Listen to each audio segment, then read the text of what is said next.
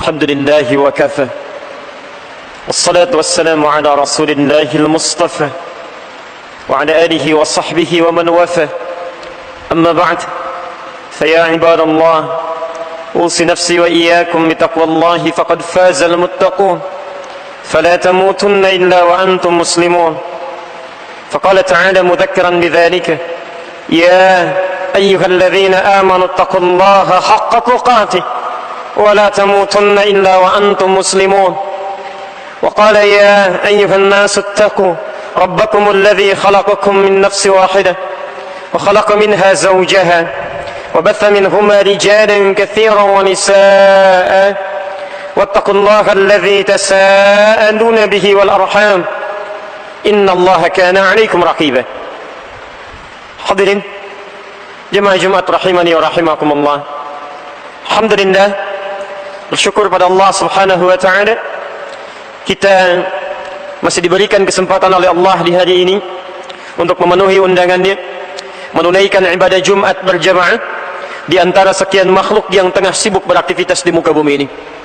Kita bermohon pada Allah Subhanahu wa taala semoga Jumat di hari ini dijadikan oleh Allah Subhanahu wa taala sebagai Jumat terbaik di antara sekian Jumat yang pernah kita tunaikan. Hadirin, dalam catatan sederhana khatib, seorang yang telah berusia 20 tahun setidaknya telah menunaikan Jumat dalam hidupnya kurang lebih sebanyak 650 kali. Seorang yang telah berusia 30 tahun setidaknya telah menunaikan Jumat dalam hidupnya sebanyak 1150 kali. Seorang yang telah berusia 40 tahun setidaknya telah menunaikan Jumat dalam hidupnya kurang lebih sebanyak 1650 kali. Demikian seterusnya sesuai dengan bandingan batas usianya. Namun demikian, pertanyaan terbesarnya sampai dengan Jumat ini, dari sekian Jumat yang telah kita tunaikan sampai dengan detik ini insyaallah, dari ratusan kali, ribuan kali Jumat, apakah di antara kita telah memahami hakikat Jumat itu? Mengapa ibadah Jumat diwajibkan kepada kita sebagai pengganti zuhur? Ada apa di balik esensi Jumat ini? Atau jangan-jangan di antara kita sampai dengan detik ini sudah ratusan kali Jumat, ribuan kali menunaikan Jumat, tapi tidak pernah memahami hakikat di balik ibadah Jumat. Kadang-kadang di antaranya ada yang cuma datang, kemudian duduk mendengarkan khutbah, kadang-kadang mengantuk, bahkan tertidur, lantas menunaikan salat 2 rakaat dan pulang begitu saja. Tidak pernah terjadi Jumat dalam sepekan kecuali hanya ibadah formalitas yang melahirkan duduk, tenang, salat dan pulang begitu saja. Apakah demikian yang diinginkan oleh Al-Quran dan Sunnah Rasulullah SAW? Untuk itulah kemudian di Jumat ini kita akan coba mengkaji dengan singkat esensi Jumat dalam Al-Quran dan praktek Sunnah Rasulullah SAW. Hadirin rahimani wa rahimakumullah, berbicara tentang esensi Jumat akan mengantarkan kita pada aktivitas masyarakat jahiliyah di masa Nabi SAW yang telah memiliki rutinitas dalam sepekan itu dalam kebiasaan hidupnya. Ada di antara mereka yang berprofesi sebagai pedagang, dikenal dengan tujar. Ada di antara mereka yang sibuk mengumpulkan syair-syair dan menyampaikannya dalam bentuk syair atau qasidah, dikenal dengan syu'ara. Ada di antara mereka yang bahkan beraktivitas mencari mantra-mantra untuk ditampilkan dan dipasarkan dalam kehidupan masyarakat pada saat itu, dikenal dengan kuhan, para dukun atau sahir, para tukang sihir. Hadirin, masyarakat inilah yang mewarnai kehidupan jahiliyah pada saat Nabi SAW, bahkan sebelum beliau dilahirkan sampai diutus menjadi Rasul SAW. Mulai di hari yang pertama dikenal dengan Yaumul Ahad, hari yang pertama. Kemudian hari yang kedua dikenal dengan Yaumul Itsnin, diserap ke dalam bahasa Indonesia menjadi hari Senin. Dikenal dengan kemudian hari yang ketiga, mereka sebut dengan Yaumul Thulatha, dari kata thalatha, hari yang ketiga, diserap ke dalam bahasa Indonesia menjadi hari Selasa. Berlanjut pada hari yang keempat, dikenal dengan Yaumul Arabi'ah, dari kata arba'ah, diserap ke dalam bahasa Indonesia menjadi hari Rabu. Sampai dengan Yaumul Khamis, hari yang kelima, hadirin, diserap ke dalam bahasa Indonesia menjadi hari Kamis. Pada saat itulah mereka beraktivitas mencari kebutuhan dunianya dengan 4 karakteristik tadi. Ada yang mencari penghidupan dengan memasarkan dagangannya. Ada yang berangkat pergi ke kabilah-kabilah yang berbeda. Bahkan di antara mereka, ada yang merantau sampai dengan ke Yaman. Ada yang ke Damaskus, ke Syria sana. Demikian pula dengan kalangan syuara. Ada yang datang ke lembah-lembah, mencari inspirasi, menuliskan syair-syair tingkat tinggi. Sampai kalangan kuhan, para dukun, para tukang sihir, mencari mantra-mantra ajaib yang sekiranya bisa dipasarkan dalam puncak pertemuan pada akhir pekan. Hari apakah puncak pertemuan itu? Apa yang mereka lakukan pada saat itu? Hadirin, inilah yang dikenal pada hari yang ke-6 yang mereka namakan dengan Yaumul Arubah. Perhatikan penamaannya. Dari hari pertama sampai dengan hari yang ke-5, mereka namakan dengan hitungan hari. Yaumul Ahad, Yaumul Itsnin, Yaumul Thulatha, Yaumul Arbi'a, Yaumul Khamis. Masya Allah, mereka sibuk beraktivitas mencari kehidupan dunia untuk mereka tampilkan pada hari yang ke-6. Mereka tidak namakan dengan Yaumus Sadis, mengambil bentuk bilangan, atau Yaumus Sittah, mengambil bentuk turunan bilangan, tapi mereka namakan dengan nama yang unik yang menunjukkan kebiasaan mereka yang dihadirkan dalam setiap akhir pekan. Dinamakan dengan Yaumul Arubah, hari berbangga diri sebagai orang Arab. Yaumul Arubah. Apa yang mereka lakukan pada saat itu? Maka mereka akan berkumpul di pusat-pusat hiburan yang dikenal dengan nama aswaq. Ada suq Aqadh, ada suq Dumatul Jandal, dan nanti puncaknya hiburan ini akan dipusatkan di sekitaran Ka'bah, di sekitaran Jabal Qubais. Maka ditampilkanlah pada masa itu penampilan-penampilan kehebatan dunia. Orang yang sukses dengan dagangannya dari kalangan tujar, maka siapa yang memperoleh harta paling banyak, maka akan ditampilkan sebagai hartawan terhebat di zamannya, disanjung dan diangkat sebagai orang yang punya martabat yang harus dihargai. Demikian orang-orang yang beraktivitas sebagai para penyair, dikenal dengan syuara itu, maka akan ditampilkan karya mereka yang telah dilukiskan dalam sepekan ke belakang itu. Maka di antara mereka ada Imrul Qais, ada Hutayyah, ada Zuhair bin Abi Sulma, ada An-Nabi Az-Zubyani. Orang-orang yang paling hebat syairnya, maka akan dituliskan dengan tinta emas, kemudian ditempelkan di dinding Ka'bah. Diberi nama dengan Mu'allaqat, yang terkenal selalu hadir dalam sepekan, dikenal dengan Mu'allaqatis Sab'ah. Hadirin, demikian pula dengan para dukun, kuhan, atau para tukang sihir, sahir. Maka mantra yang paling ajaib, jimat-jimat yang paling hebat akan ditampilkan pada saat itu, di mana orang yang paling unggul jimatnya, paling hebat mantranya, maka dia akan menjadi panutan, bahkan memegang kunci Ka'bah dan kisaran pada saat itu. Hadirin, yang paling penting untuk diketahui, ketika kebiasaan ini terus berlanjut, pada saat Nabi SAW dilahirkan, bahkan diangkat menjadi Rasul, secara singkat, saat hendak hijrah ke Madinah Al-Munawwarah, maka berkenanlah Allah Subhanahu wa Ta'ala kemudian menurunkan satu ayat dalam satu surah, yang dengan satu ayat ini, di dalam satu surah ini, Allah Subhanahu wa Ta'ala ingin menampilkan prototipe kehidupan baru yang dikhususkan bagi kalangan orang-orang yang telah beriman pada Allah Subhanahu wa Ta'ala dan Rasulnya, yang memiliki perbedaan, yang memiliki perbedaan dengan kebiasaan orang-orang jahiliyah yang telah ditampilkan tadi. Maka turunlah kemudian Quran, surah ke-62 itu, surah Al-Jumu'ah, di ayat yang ke-9, posisi paling kiri sebelah atas. Perhatikan kalimatnya. Ya ayyuhalladzina amanu idza nudiya lis-salati min yaumil jumu'ah fas'au ila dzikrillah wa dharul bai' dzalikum khairul lakum in kuntum ta'lamun. Hadirin, ya ayyuhalladzina amanu, ketika Rasulullah SAW berdakwah dalam kalangan masyarakat jahiliyah dengan kebiasaan segala aktivitas tadi, kemudian dimunculkan oleh Allah Subhanahu wa Ta'ala turun satu ayat dalam satu surah ingin menekankan, hai Muhammad, hai Rasulullah SAW, sampaikan pada umatmu, mulai hari ini orang-orang yang telah beriman kepada Allah Subhanahu wa Ta'ala akan memiliki prototipe kehidupan yang berbeda, akan memiliki kebiasaan yang lain, akan memiliki orientasi hidup yang berbeda dengan kebiasaan orang-orang jahiliyah yang telah berlangsung hingga saat ini. Apa itu? Hadirin, perhatikan bagian pertama dari ayat ini. Ketika orang-orang jahiliyah memiliki nama akhir pekannya dengan Yaumul Arubah, maka Allah Subhanahu wa Ta'ala menetapkan dengan turunnya ayat ini, merubah nama Yaumul Arubah dan menetapkannya dengan Yaumul Jumu'ah.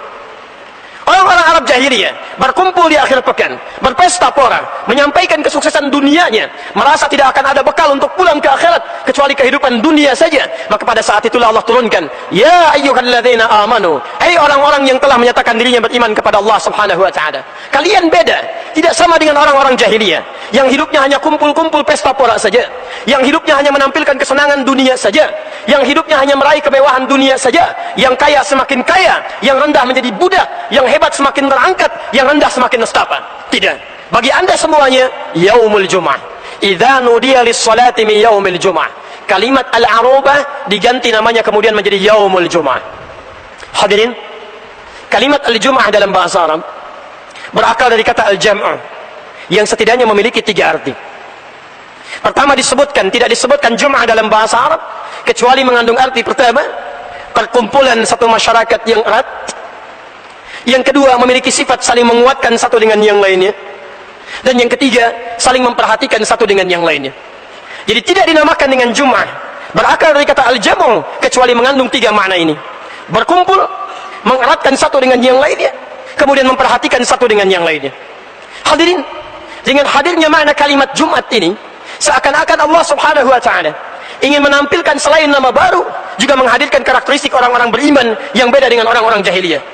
Kalau orang-orang jahiliyah hanya bekerja dalam selama sepekan, mengumpulkan harta dunianya, kemudian mereka bertemu, berkumpul, pesta pora tanpa melihat satu dengan yang lainnya, maka orang-orang beriman tidak seperti itu. Orang-orang beriman dikumpulkan oleh Allah subhanahu wa ta'ala, bukan di tempat biasa, bukan di tempat pesta pora, tapi di tempat terbaik di muka bumi, masjid, di rumah Allah subhanahu wa ta'ala. Untuk apa dikumpulkan? Untuk menunjukkan bahwa spirit Jumat ini beda dengan spirit kebiasaan orang-orang jahiliyah. Bila orang jahiliyah cuma sekedar kumpul, lantas tidak memperhatikan satu dengan yang lainnya, maka semangat Jumat bagi orang beriman tidak sekedar datang ke masjid. Mereka masuk ke masjid, duduk bersama, mengeratkan satu dengan yang lainnya, dan Masya Allah, saling memperhatikan siapa yang hadir di sampingnya. Sehingga tidak pernah anda dapatkan di masa Nabi SAW, bahkan setelah itu masa para sahabat, masa para tabi'in, orang-orang yang datang ke Jumat kecuali tahu siapa yang hadir di sampingnya, kenal siapa yang duduk di sampingnya, tahu siapa yang ada di belakangnya. Bahkan Masya Allah, tidak pernah ada satu masalah datang ke masjid dalam Jumat kecuali keluar dari Jumat selesai masalah yang dimaksudkan. Sulaik al-Ghatafani datang dari Ghatafan ke kota Nabi Madinah al-Munawwarah. Pada saat beliau masuk, tiba-tiba beliau langsung duduk. Ditunjuk oleh Nabi SAW, dikatakan satu kalimat, "Idza dakhala ahadukumul masjid fala yajlisa hatta yusalli rak'atain." Jika satu di antara kalian masuk ke masjid, maka jangan langsung duduk, kecuali anda tunaikan 2 rakaat dulu. Salat 2 rakaat baru kemudian duduk. Hadirin, para ahli hadis sepakat dalam riwayat Sulaik al-Ghatafani ini, ketika Nabi menyampaikan kalimat-kalimat hadis tadi, bukan ingin menekankan makna tentang pentingnya salat tahiyatul masjid, karena orang-orang Madinah sudah memahami, setiap masuk ke masjid, tunaikan 2 rakaat tahiyatul masjid, baru kemudian duduk. Tapi Nabi ingin menunjukkan bahwa ada seseorang teman kita yang baru, bukan dari kalangan Madinah, bukan penduduk Madinah, orang asing yang datang ke masjid kita. Perhatikan siapa dia. Siapa dia? Bagaimana kemudian bisa datang ke tempat ini? Adakah apa yang dia perlukan datang ke masjid ini? Adakah yang bisa dibantu dari keperluan orang ini? Hadirin, tidaklah Sulaik datang ke masjid Nabi kemudian ibadah Jumat di situ, kecuali ketika kembali ke Ghatafan telah mendapatkan kebutuhan yang beliau butuhkan. Tidaklah seseorang berkumpul di masjid, tidaklah kemudian menunaikan Jumat kecuali hajatnya selalu terpenuhi. Yang sakit kemudian bisa mendapatkan bagian dari obatnya, yang punya hajat dunia selesai dengan hajat dunianya, yang lapar mendapatkan makanannya, yang haus mendapatkan minumannya, yang butuh kain mendapatkan kainnya. Itulah Jumat. Jadi ketika anda diundang menunaikan Jumat, yang diinginkan bukan sekedar datang, kemudian duduk, mendengarkan khutbah, lantas mengantuk, kadang-kadang tidur, kemudian sholat dan pulang begitu saja. Kalau cuma berkumpul, jangankan anda yang beriman, yang tidak beriman pun bisa kumpul. Kalau cuma ramai, jangankan anda yang beriman, yang tidak beriman pun bisa kumpul ramai-ramai menunaikan itu. Jadi ketika turun ayat Jumat ini, yang diinginkan bukan sekedar datang, duduk, kumpul sama-sama, tapi yang diinginkan ada satu kekuatan terhimpun dari semangat orang-orang Islam itu, yang saling memperhatikan satu dengan yang lainnya. Hadirin, jika spirit Jumat ini dipraktikkan dalam kehidupan kita hingga kini, maka Masya Allah, bagaimana ukhuwah Islam itu bisa tercipta. Masya Allah, anak mahasiswa datang Jumatan, yang punya persoalan dengan pelajarannya, bertemu dengan dosennya bisa konsultasi. Orang yang tidak punya pekerjaan, masuk kumpul di Jumat, bertemu dengan yang punya lapangan pekerjaan, bisa dibantu. Orang yang sakit, tidak sanggup untuk ke rumah sakit, datang ke Jumat, bertemu dengan dokter, bisa dibantu. Hadirin, jika spirit Jumat ini dipraktikkan dalam kehidupan seperti Nabi SAW mengajarkannya, maka keindahan akan tercipta dalam lingkup kehidupan masyarakat kita.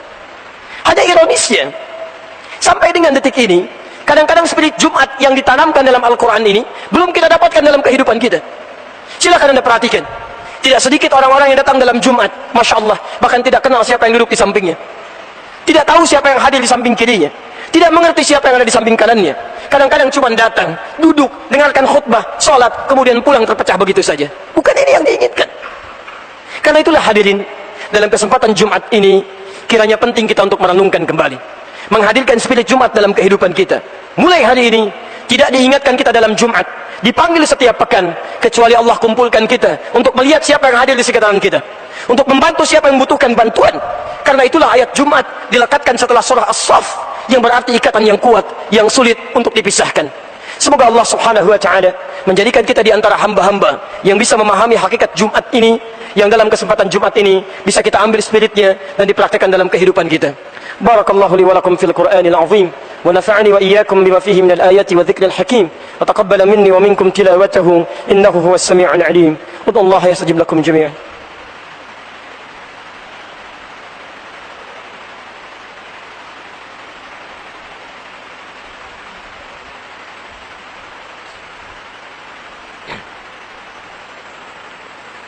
Alhamdulillah, assalatu wassalamu ala rasulillah wa ala alihi wa sahbihi wa mawalah.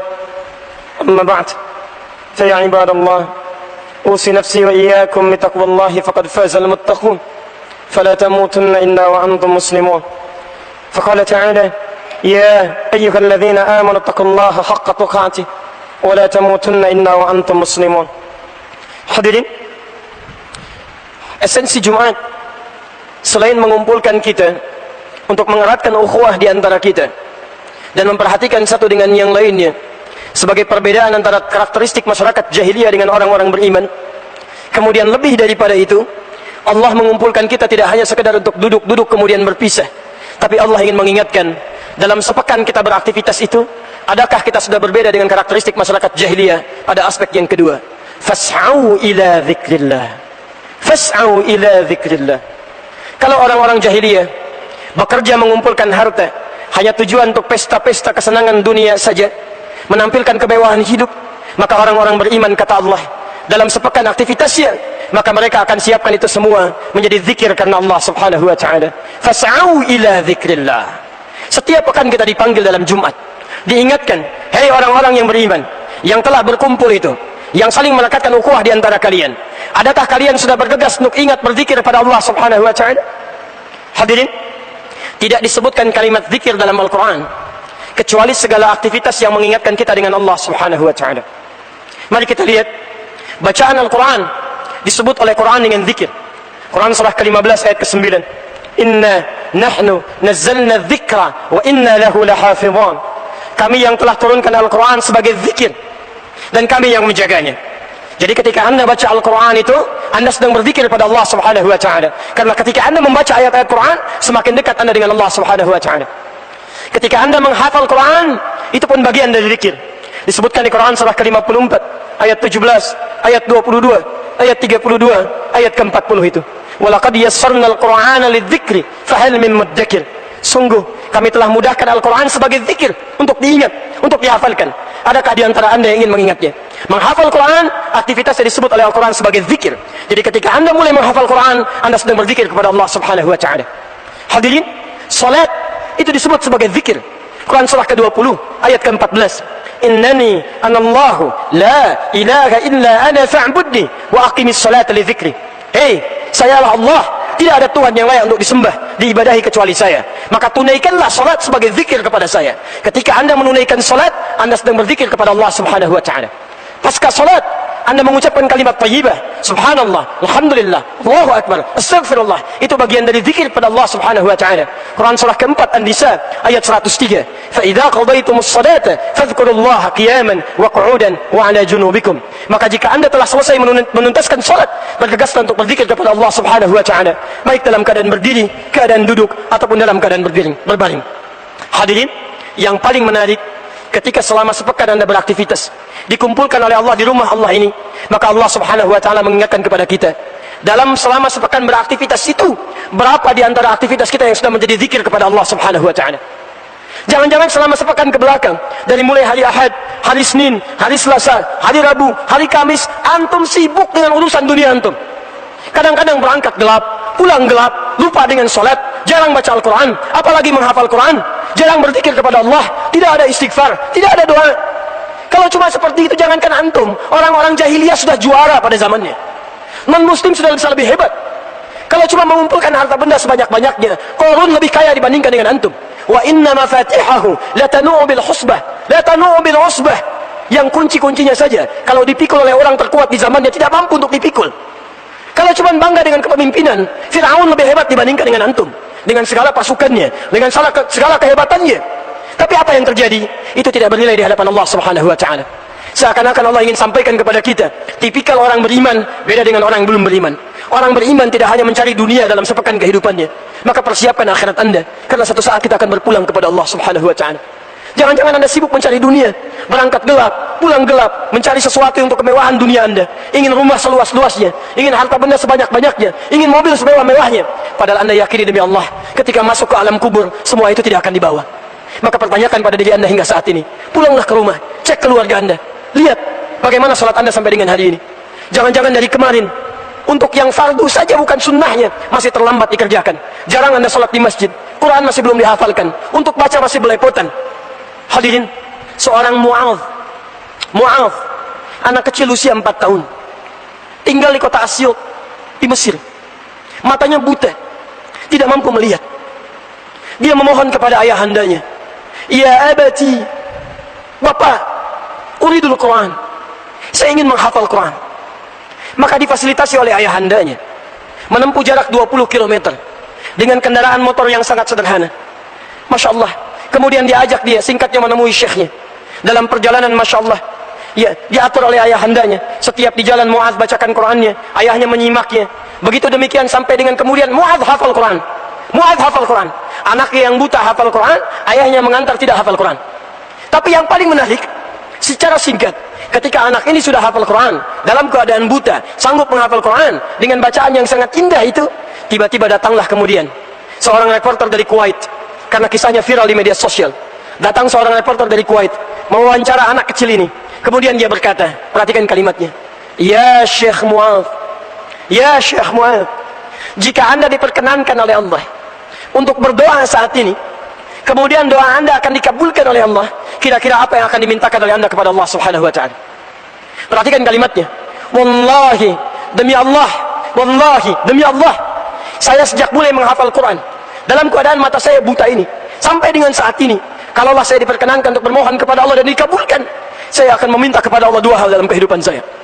Pertama, perhatikan kalimatnya, wallahi, saya akan minta kepada Allah agar Allah terus membutakan mata saya sampai dengan kiamat. Agar Allah terus membutakan mata saya sampai dengan kiamat. Karena dengan buta mata inilah Allah berikan Quran kepada diri saya. Saya takut kalau kemudian mata saya bisa melihat lagi, tiba-tiba mata saya bisa bermaksiat kembali, melihat yang dilarang oleh Allah Subhanahu wa taala, yang dengan itu menghilangkan Al-Quran yang telah saya hafalkan." Anak 4 tahun, matanya buta, tidak bisa melihat. Dia menghafalkan Quran untuk menjaga dirinya supaya tidak berbuat maksiat dalam kehidupannya.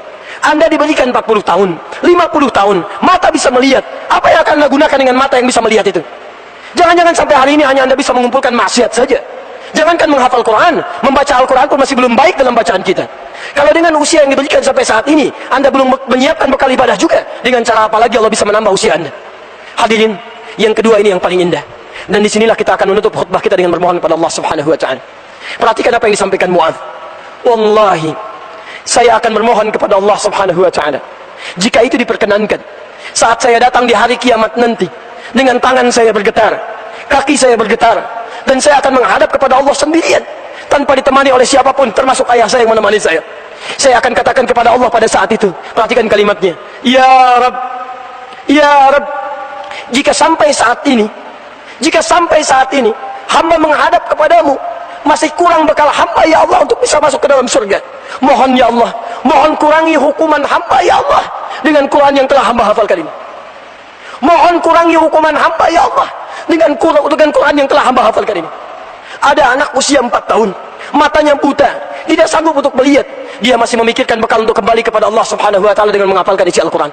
Anda diberikan 40 tahun, 50 tahun, 60 tahun, matanya sehat, fisiknya kuat. Bila sampai hari ini saja belum sanggup untuk sekadar membaca Al-Quran, butuh berapa lama lagi waktu yang dibutuhkan oleh Anda untuk kembali kepada Allah Subhanahu wa taala, mendapatkan kebaikan-kebaikan. Karena itulah hadirin, mari kita berdoa kepada Allah Subhanahu wa taala, memohon dengan penuh ketulusan agar di Jumat ini hati kita dilembutkan oleh Allah, dirubah perilaku kita. untuk mengumpulkan kebaikan-kebaikan mulai Jumat ini, bersatu dengan saudara-saudari kita, menghindarkan berbagai hal yang bisa memecah belah persatuan umat di antara kita, dan meningkatkan zikrullah, ibadah-ibadah yang bisa menyiapkan bekal baik di hadapan Allah Subhanahu wa taala hingga hari kiamat nanti. Alhamdulillahirabbil alamin. Arrahmanir rahim, maliki yaumiddin. Iyyaka na'budu wa iyyaka nasta'in. Ihdinas siratal mustaqim. Siratal ladzina an'amta 'alaihim ghairil maghdubi 'alaihim waladdallin. Allahumma Rabbana la tada' lana fi maqamina hadza dhanban illa ghafartah. Ya Allah, kami mohon kepadamu ya Rabbal alamin, jika di Jumat ini ada di antara kami ya Rabbal alamin yang datang ke Jumat ini membawa lumuran dosa, maka mohon ya Allah, jangan biarkan ia meninggalkan masjid ini ya Allah kecuali Engkau telah ampuni segala dosa-dosanya.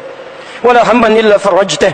Jika ada di antara kami ya Allah yang datang di Jumat ini membawa kegelisahan dalam jiwanya, maka mohon jangan biarkan ia meninggalkan Jumat ini ya Allah kecuali Engkau telah tenangkan keadaan hatinya. Allahumma wala dainan illa qadaitah.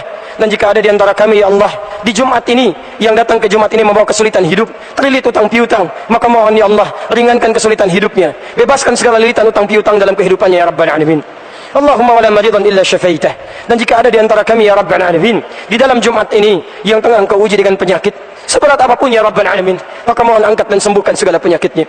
Allahumma aslih halana, Allahumma aslih halana, Allahumma aslih halana ma yuqarribuna ila ridhaka ya Rabbal alamin.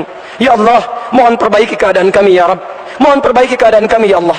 Mohon perbaiki keadaan kami ya Allah yang bisa mendekatkan kami kepada ridhamu ya Rabbal alamin. Allahumma ansurna minal qaumil kafirin wa ansurna min waswasis syaitanir rajim. Ya Allah, mohon tolong kami dari pengaruh keburukan-keburukan orang-orang kafir, dan mohon tolong kami dari pengaruh waswas keburukan setan yang terkutuk.